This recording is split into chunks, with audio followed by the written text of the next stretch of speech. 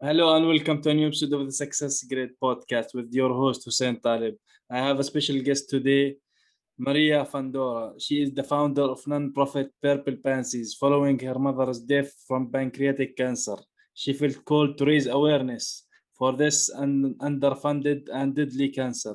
Maria immigrated to the US from Cuba in the 1960s and always was taught to always give to others.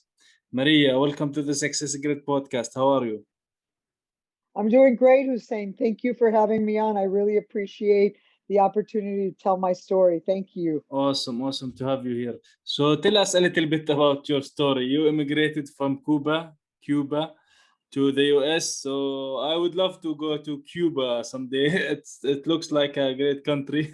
I'd love the cigars there.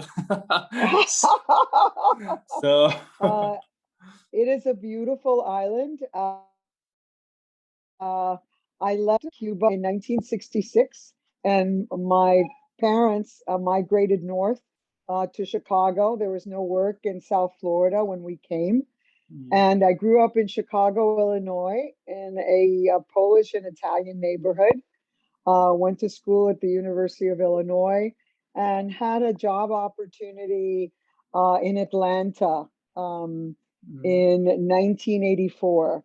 So, and my mother at the time was working for AT&T, and T, and she had an opportunity to come here as well. So we migrated to Atlanta, which is where I live now.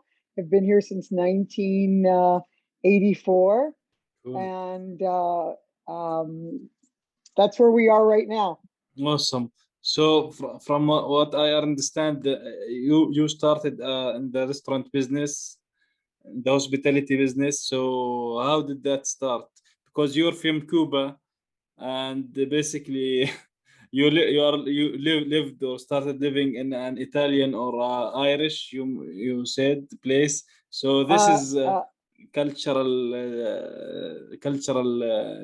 mix.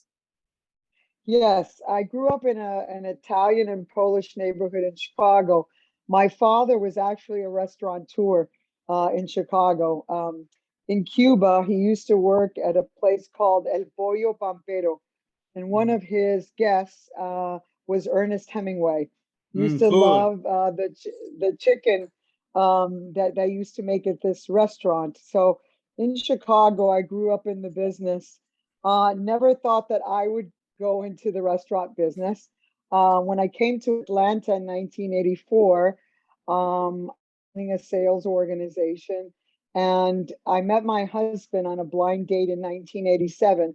My husband was a restaurateur here in Atlanta, Georgia, and we got married. And he said, "You know, if we want to see each other, we're going to have to work together." So Really? he, Okay. yes. So I had said, "Oh my God, I'm never going to work in the restaurant business." But I was married and I wanted to help him in his businesses.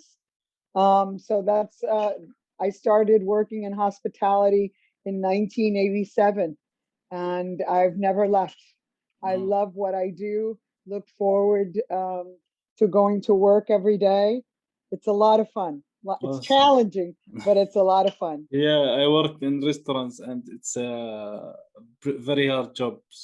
You need to have some kind of stamina, I guess. You do. Yeah. Lots of hours, lots of hours. Yeah, a lot of. So, you started Purple Pansies, which is concerned with cancer and making awareness and making people aware of that. Can you tell us why did you start this non-profit? Yes, of course. Um, I lost my mother to pancreatic cancer in 2007. It was very, very fast. She was diagnosed in May, and I lost her in September. And when Oh. that happened, it changed the dynamics of my family. Also, my mother used to work after she retired from AT&T in Mm, 1999. She would come and work at the restaurant. She was known as Mama, and people would come to the restaurant to taste her soup. mm, And there was a real void in the business and in our personal life that she was gone. And I said, oh my God, this is a terrible disease. So I decided that I wanted to do something to try to bring awareness and to change the course of that cancer, pancreatic cancer. Right now, it's the third leading killer of cancer in the world. And Oh, it is a okay. horrible cancer because it's not diagnosed usually until it's stage 4. And then at that point, it's metastasized. It's very fast. Mm. So I decided I wanted to make a difference and had my first event for pancreatic cancer in 2008. Cool. So you mentioned like it's like the third rates of death from it, right? Yes. Are cancers different type of cancers have different, let's say, effects on the human body? Is something stronger than the others? Well, pancreatic cancer first is lung, then it's colon, and then pancreatic. Pancreatic, though, is about to be the number 2 killer of cancer overall. It is a very silent killer. There's no Mm. symptoms. You don't feel anything, Oh. nothing. When you become symptomatic is when it's already stage 4 because it is a very slow growing cancer. Where the pancreas is in the body, it's kind of hidden. And usually, if they find it early, it's because they're looking for something else. Mm. So, one of the things that my organization is working on is trying to give to research to try to develop an early detection piece, like they have for breast cancer, that you can go and get a mammogram, or if you have prostate cancer, they can go and do a blood test. There is no test like that for pancreatic. So that's one of our goals of our organization is Mm. early detection. Oh, cool. So you started this because of your mother. Do you think like the official, let's say, official organizations, whether it's WHO or whoever is official regarding health in general, uh, they're not doing what they are supposed to do 100% because Well, you started this, or there is some less awareness about certain things or certain diseases or certain cancers? well, one of the things about pancreatic cancer that they do know is that it is there's a lot of genetics with that cancer. So if you are if you have someone in your family that's had pancreatic cancer, you should really go get some genetic testing to see if you might hold a gene like they do for breast cancer. It is, like I said, it is a silent killer. You just don't know. There's no symptoms. You don't feel any pain or anything until you're already stage 4. So I really wanted to make a difference. I lost my mother so fast Yeah, you that I mentioned just that said, you know, from May until September, so that's like in 4 months or so. three months, Yeah, 3 months she yeah, was gone. yeah. And you mentioned now it's a stage 4. So, what are stages in this disease exactly? There are 4 stages: stage 1, 2, 3, and 4, and even stage 0. If they Mm, find it at stage 0 or stage 1, your prognosis of surviving is very good. But most of the time, they do not find the cancer until it is stage 4, where it mm, has metastasized. As far as funding, it only has 6% of federal funding overall. The other 94% come from private sources. mm. And it really is a cancer that needs funding for research, for clinical trials, for supporting families that have been impacted by the cancer. It's a really horrible disease, Hussein. Very Yeah, bad. yeah. So, from what I understand, stage 4 is the latest stage, and if it discovered in that stage, probably most likely that person is going to be not here anymore, let's say. Yes, the percentages of going past 1 year from diagnosis is only 26%, which means that 74% of people that have been diagnosed with pancreatic cancer die within 1 year. That's Cool. pretty awful. Yeah. So now you're basically having your own business, which is the restaurant, and you're working with in Purple Pansies, which is a non-profit. And I assume it's a non-profit, so there is no like salary for you or maybe for the people who are working with you. No, one of the things that makes our organization different than, say, a PanCan is that from an administrative perspective, none of us that are volunteers or are on the board are on salary. We're all volunteering our time for the cause.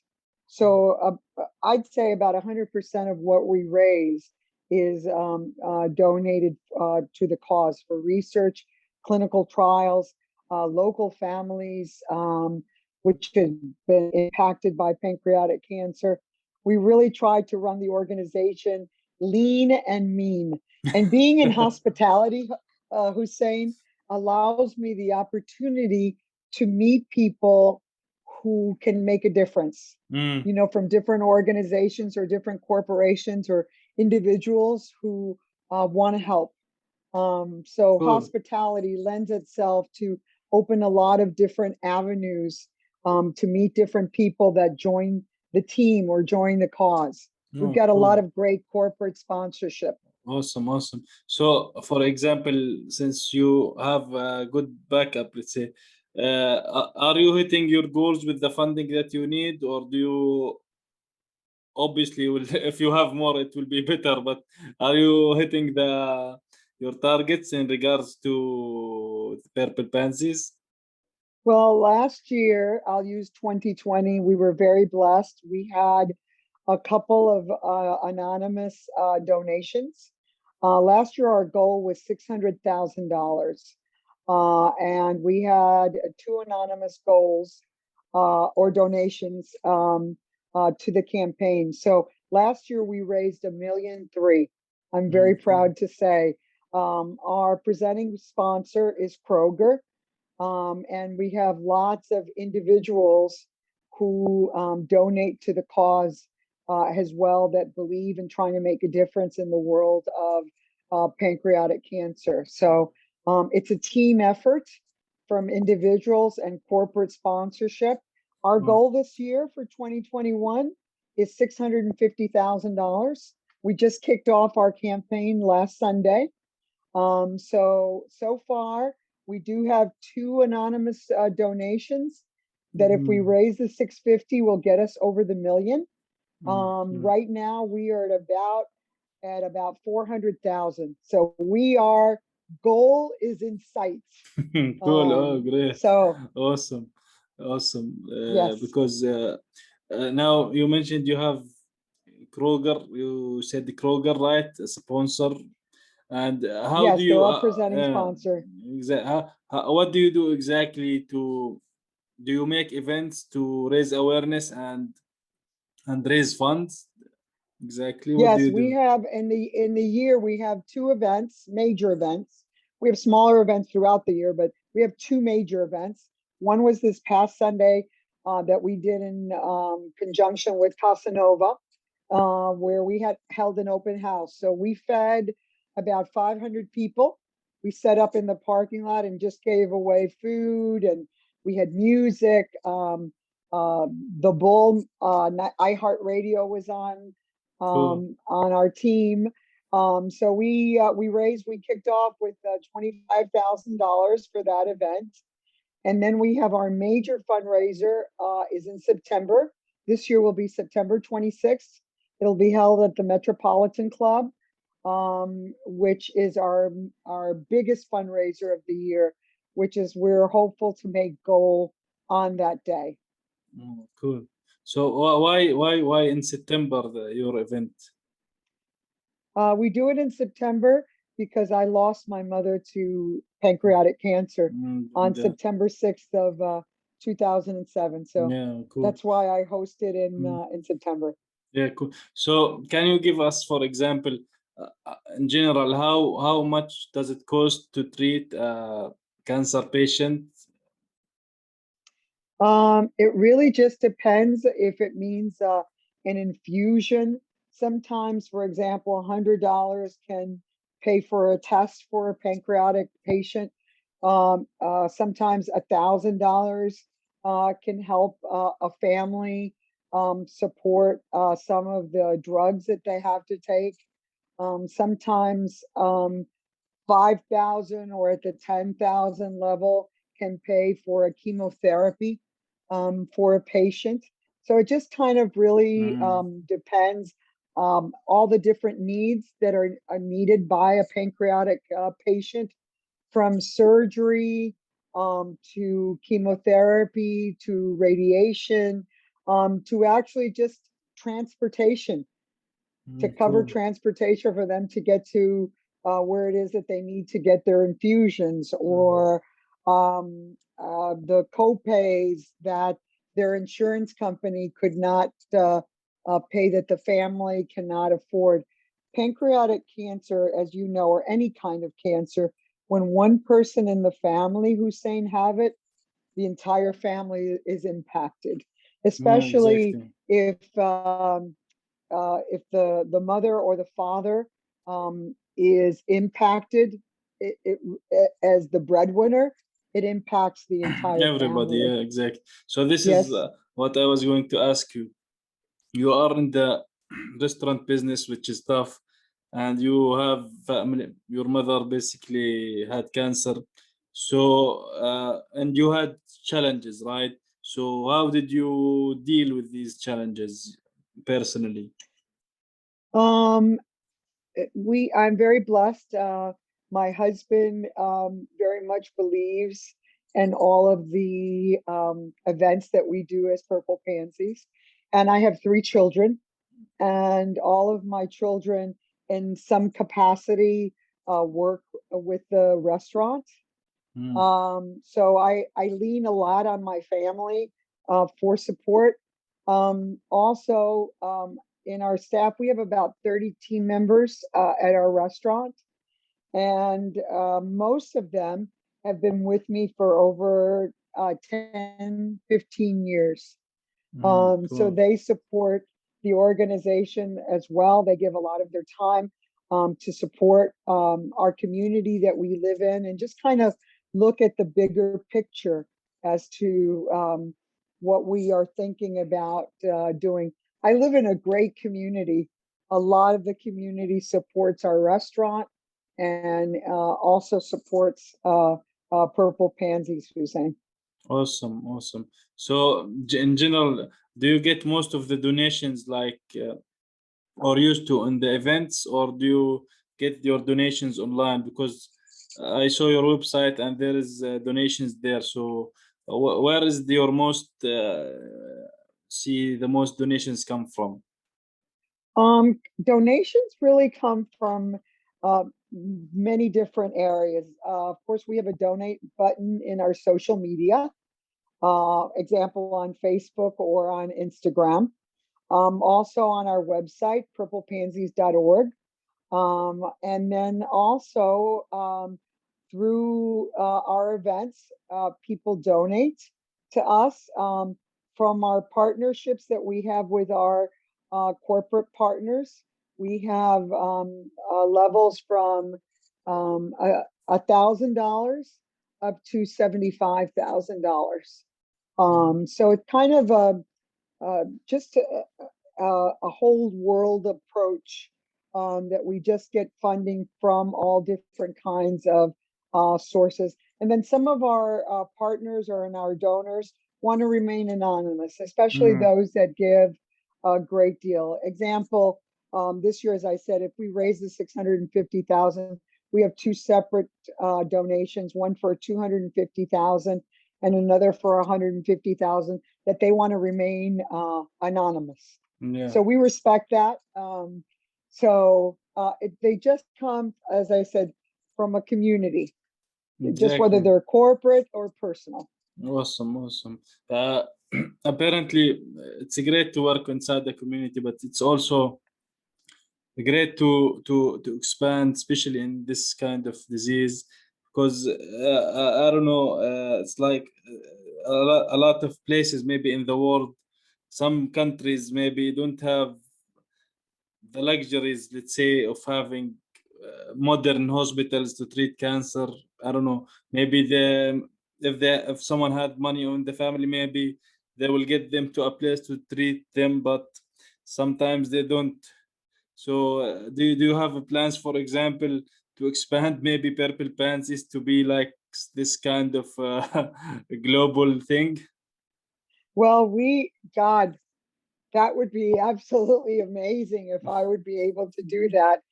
Our focus right now is local and regional, even though we support TGen, which is actually a global institution. They're based in Arizona, which is where most of the trials, the clinical trials and research is done. Dr. Daniel Van Hoff is the number one pancreatic physician in the world, that people come from all over the world to see him. But we are trying to make a direct impact if we can. We'd love to be able to source to on a national level. And then, of course, from there, you go globally. That would be, wow, to think that I came from a small little island called Cuba, that I'm able to make that impact would be wonderful. And I know that my mother, who we actually came from a very poor family, who's saying that would be so amazing to be able to help so many people. But we have in the works where Piedmont Hospital may be holding some of these clinical trials and chemotherapies here and in the Atlanta area. That is in the works. We are hopeful that that is something that will come through, and that Piedmont Hospital might become like the center for pancreas cancer in the Southeast. They already have an excellent program run by a gentleman by the name of Dr. Andrew Page, who's doing an amazing job in the world of pancreas cancer. So that's what we are gearing to. As you know, you start to make an impact locally, then Yeah, you go regionally, then you go nationally, and then you exactly. go global. So that would be what a Awesome. dream. That would Yeah, be so wonderful to make that impact to yeah. so many people, as you know, in different parts of the world that don't have any health care, as you know. Yeah. It's bad in some places. Yeah. It So, really Maria, is. yeah, what would you say one takeaway from this episode? One What would you decade away from what the one takeaway from this episode? What would you tell people about you being an entrepreneur, a restaurateur, and a cancer advocate, fighter advocate, let's say? My mother taught me a phrase that I use very often. Two things. She taught me that everything in life has a time. So every time in your life, you need to embrace it, whether you're a child, a young adult, an aging adult, and you embrace it and you try to make a difference. And also, she taught me that the word impossible doesn't exist in my vocabulary. So when I want to take a project on, whether it has to do with my business and being an entrepreneur, or whether it has to do with my cancer advocacy, I don't take no well, and I don't take impossible well either. So I really work very hard in trying to make anything that I make as a goal possible. Mm. And you do that through your network, through meeting people, to trying to get the word out, to trying to deliver and what you say that you're going to do. Whether you come to my restaurant to eat a meal, that I deliver a great meal and great service. And as my cancer organization, that I deliver a great clinical trial, or I support a local family, that I do what I say that I'm going to do. If people were to do this in all areas of life, I think that we might be living maybe in less challenging times. Yeah, life is tough, but you gotta go through it all. Yes, that is correct. That is correct. Maria, where can people get in touch with you? It's your website. Website is the restaurant is casanovarestaurant.com. And my organization, my foundation is purplepansies.org.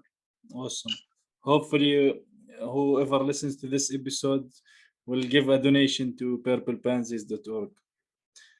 I really appreciate the time that you have given me to speak on both hospitality and cancer advocacy, Hussein. I really appreciate it so much. Thank you for being here today with me on this episode of the Success Great podcast, Maria.